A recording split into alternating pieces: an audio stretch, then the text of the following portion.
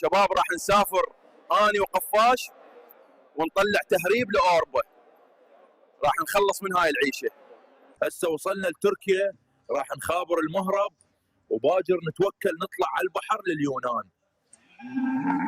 تدرون قبل شويه واحد خمط من عندنا 100,000 خراب. هنا كلها قفاصه.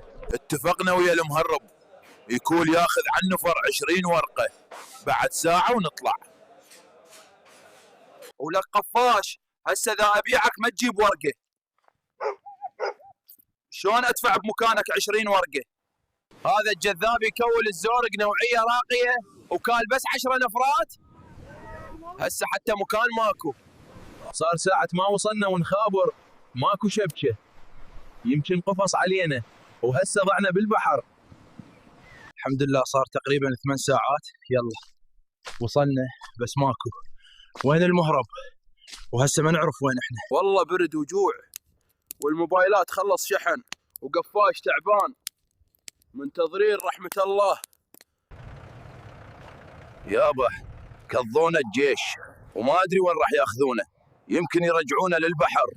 ولك قفاش عود، طلعنا من ضيم العراق وندور امان وحياة كريمة، دخلنا للسجن. هو هذا عريس فجر. اذا تردون جزء ثاني من نطلع من السجن اكتبوا لي، ولا تنسون اللايك والاشتراك. باي.